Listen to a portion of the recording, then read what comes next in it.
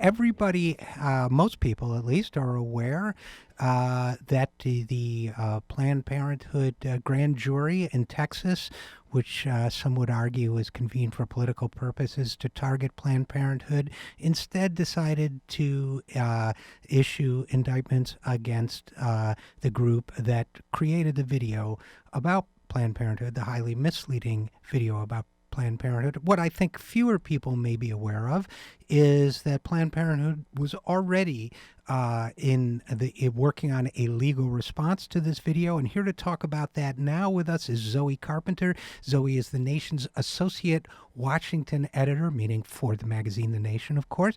And she formerly worked for Rolling Stone and has appeared on a number of other media outlets before this, some of them considerably better known. Zoe, thanks so much for joining us. Yeah, thanks for having me. So, look, you wrote a piece saying that Planned Parenthood, well, you tell us, they filed a lawsuit. Can you tell us a little bit about that? Sure. So they filed a lawsuit alleging that the group behind the videos purporting to show Planned Parenthood officials haggling over baby parts was actually part of a complex conspiracy that may have violated a number of laws, including anti-racketeering laws that were used to prosecute mobsters, for example. And there's a variety of evidence for those claims. One example is that a number of people involved with this anti-abortion group, Center for Medical Progress, appear to have used fake driver's license to gain access to meetings of abortion providers. And then they use those meetings to make connections with Planned Parenthood officials that they later set up in the sting videos. So basically, and the group in question calls itself the Center for Medical Progress, which is a rather, I would argue, misleading name. And so these heavily edited videos, they've created these misleading videos.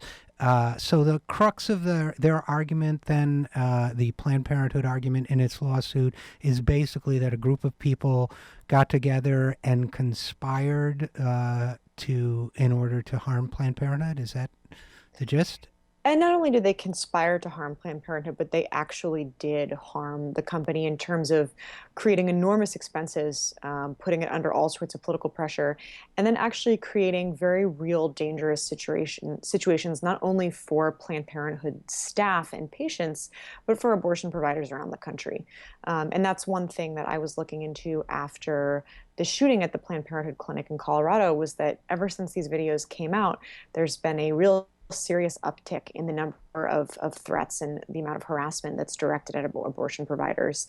And so one of the things that's interesting about this lawsuit is that it's actually asking for damages related to some of the costs that have been incurred by the organization because of these videos. So, for example, costs for security or to protect themselves, as well as maybe lost income or something? Right, and the cost of dealing with all of these investigations that have sprung up all over the country based upon the allegations in the videos. By the way, none of the investigations have overturned any evidence of wrongdoing on the part of Planned Parenthood. Well, we've already covered on the show today, Zoe Carpenter of The Nation, the fact that this one investigation did in fact lead to indictments against the so-called Center for Medical Progress instead. And by the way, do those indictments, you think, help Planned Parenthood's case in this matter? I think they do in a public relations sense, certainly.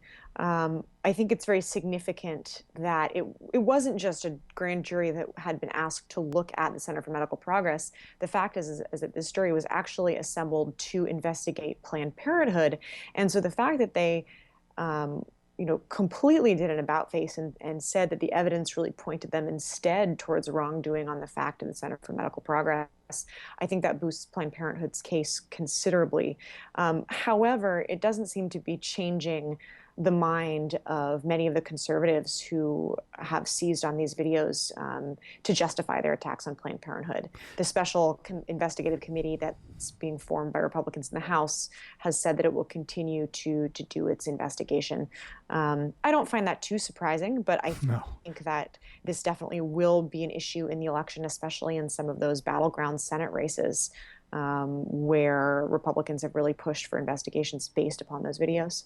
Right. I think that's a great point. And the other, let's go back for a second, if you don't mind, to the horrific shooting in Colorado at a Planned Parenthood center. To what extent did I don't precisely recall, but I believe actually that the shooters pointed to that video as one of the reasons why that incident took place, or there was evidence to link them. Do you recall? The shooter certainly said things that indicated he had watched the videos and was referencing them. He was raving about baby parts and saying other things that indicated that they were connected to the videos, although he didn't say specifically, I watched these videos and then went out and shot people at the clinic. And it certainly fits in with the pattern that healthcare providers had noticed after the videos, which was this really dramatic increase in threats and harassment, so much so that they couldn't even keep track of all of them themselves. Yeah, it's frankly, it's just appalling. So they've filed this lawsuit against, and by they I mean Planned Parenthood, against the so-called Center for, I just cannot call it the Center for Medical Progress, Right. the so-called Center for American Progress. Do we know who the deep pockets are, or who's funding this so-called center, and where their money comes from, and what kind of resources might be available in the event of a successful lawsuit? Yeah, that's a really interesting question. Certainly, it's going to be a very, very expensive lawsuit, a very expensive legal process. Um, and I think that the anti-abortion network will be ponying up the money for that. I'm not sure who the specific funders will be, but you have groups like Operation Rescue, which is run by a guy named Troy Newman, who's also involved in Center for Medical Progress. So there is this very strong network of radical anti-abortion groups that are all linked in with Center for Medical Progress. And do we know where these guys came from? Daniel DeLayden, I think it's pronounced, is the principal figure in all of this. Although he used a alias and a fake driver's license allegedly in the commission of these various acts. But do we know how these guys came to be formed, and who's behind them, and were they networked in with Troy Newman, who, by the way, I believe is a Ted Cruz supporter, according to your reporting? Do we know where the heck these guys came from? Yeah, so David Daleiden has been involved in these kind of sting operations for a long time. This operation with the videos is somewhat similar to the operation that they staged a couple of years ago, where they had a woman pose as a prostitute, and an underage prostitute, and then tried to pin Planned Parenthood for helping trafficked sex slaves, essentially. That didn't go anywhere near as far as this one, but there certainly is a pattern of the same individuals and linked groups trying to do these sting operations with Planned Parenthood, and Daniel Daleiden has been involved with that.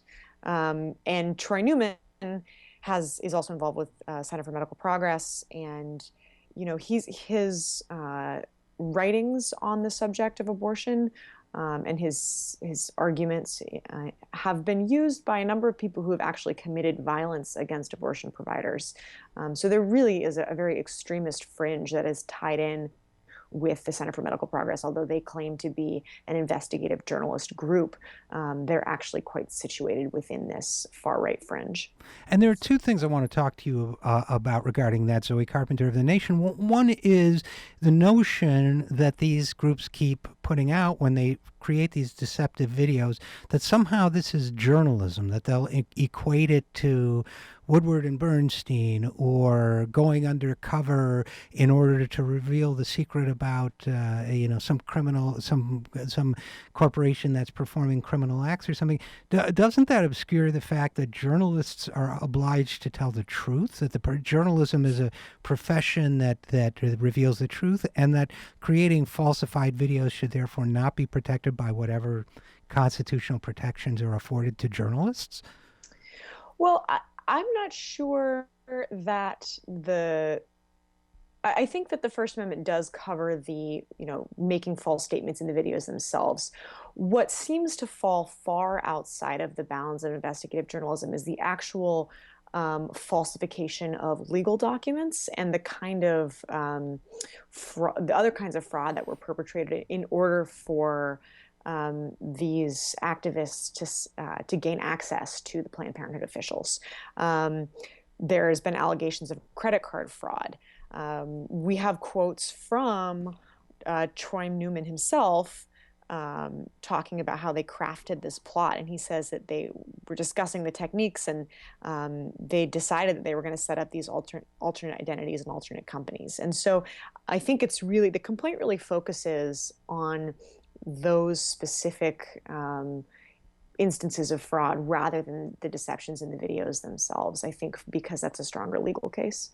Yeah, it's interesting. To me, it's an interesting and important issue, though, because I think that, I, as a journalist, have a right, if I think at the Nation they're dealing drugs or something, I suppose I have the right to go undercover there and expose that, but I don't have the right I don't have a protected right to falsely claim that drugs are being dealt if I have no evidence in that case. And I have no right to commit burglary in order to, or other crimes. So I think partially it's a public relations issue to me that they're trying to wrap themselves in the mantle of muckraking journalism, but what they're doing isn't journalism. It's what's the word? Slander.